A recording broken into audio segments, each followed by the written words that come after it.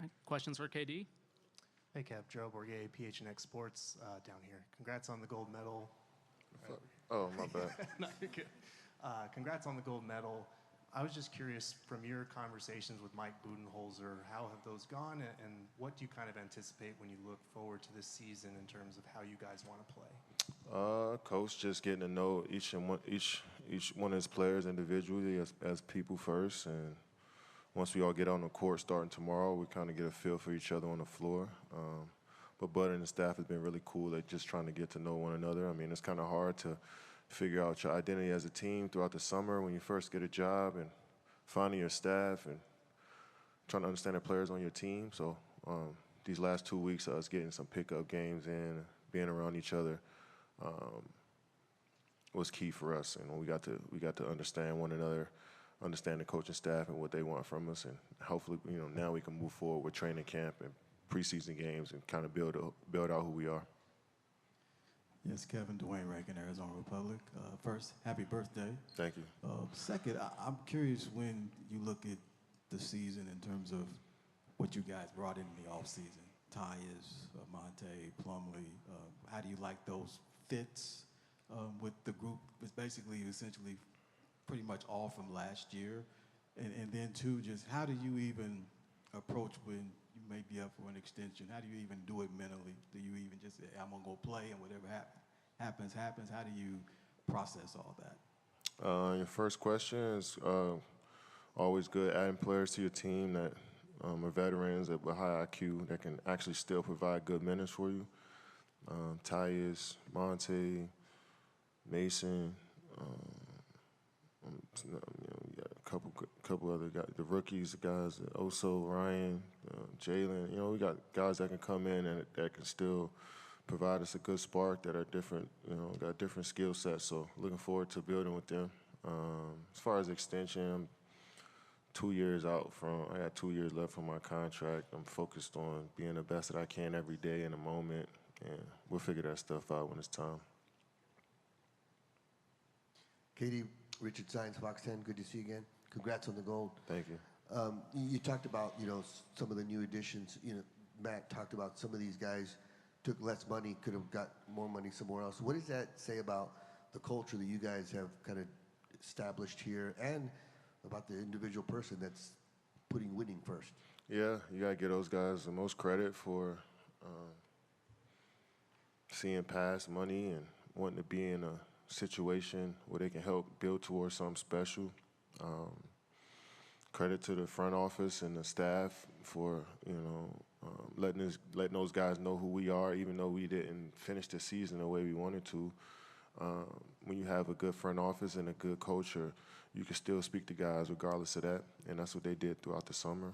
And also the city of Phoenix helped us out as well. So many players love coming here, love playing here, love being here. So that helps us out as well. So having new additions to the team is a plus, and now we're looking forward to seeing how it works on the floor. Kevin, how do you envision Tyus contributing to the chemistry amongst you, Booker, and Bill? Just another veteran presence that been around great players throughout his career.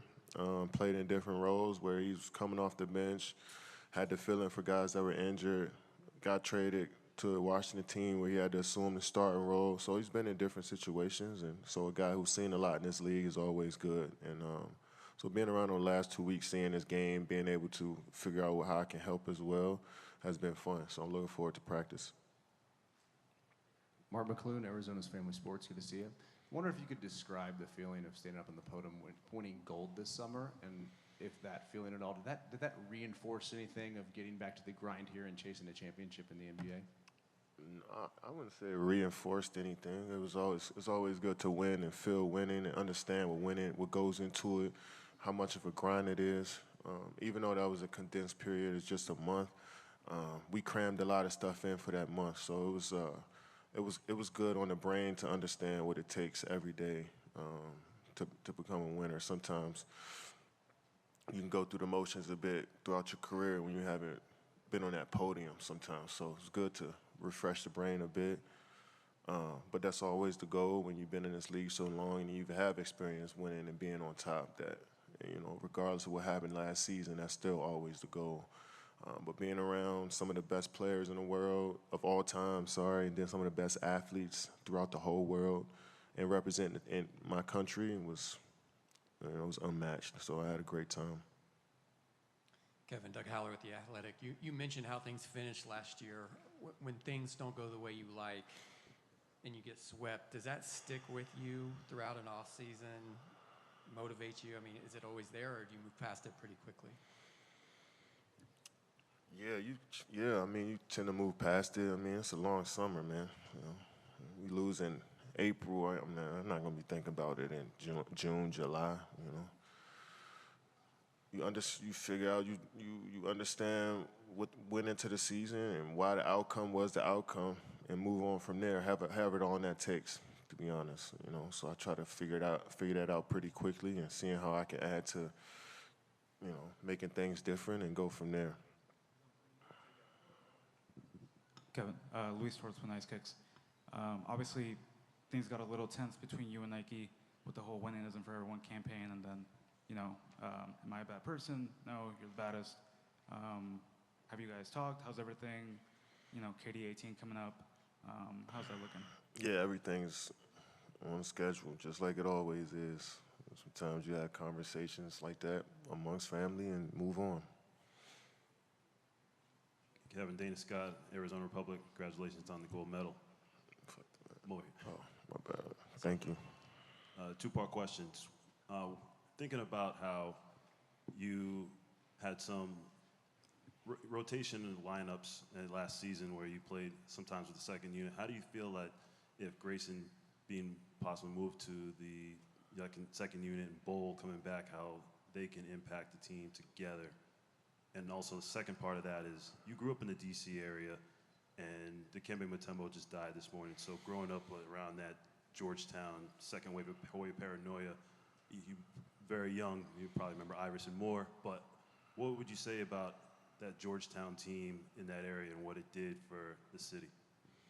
Yeah, rest in peace to Dikembe Mutombo. Was a iconic figure in the basketball world as I was growing up. Like you mentioned, playing in Washington, D.C., Georgetown area, a lot of those big men have left their mark on basketball in that area, dating back to the late 80s, early 90s, and Dikembe was one of those guys. And then have an opportunity to play against him in the NBA and meet him in different events and just see the type of person he was.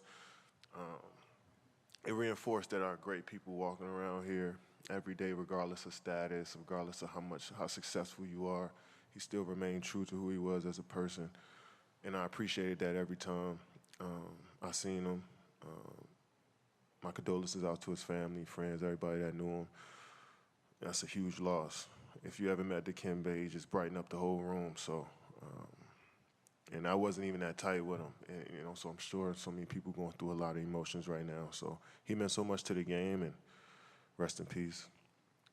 Annie, last one. Kevin, congratulations on your 4th Olympic Thank you. medal and leading the USA in scoring. But, you know, you were there for more than half of Diana Taurasi's 6 times at the Olympics. And talk about the impact she had on you as an Olympian, and then her work ethic here in Phoenix. Yeah, DT has done so much for basketball as a whole.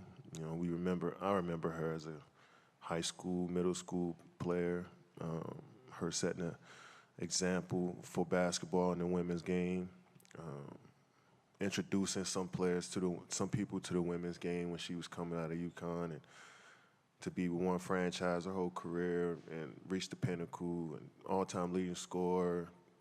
Did she play 20 years in the league? 20 years, championships, gold medals, done it all. Still DT that I met 15 years ago. So I appreciate what she's brought to the game of basketball, this area in Phoenix and the whole Arizona. And I think she still got some time left. I think she got a couple more years to play. But we'll see. Even if she doesn't, she can walk away with her head held high for what she's done to the game. Thanks, Kevin. We'll have Bradley Beal up right now.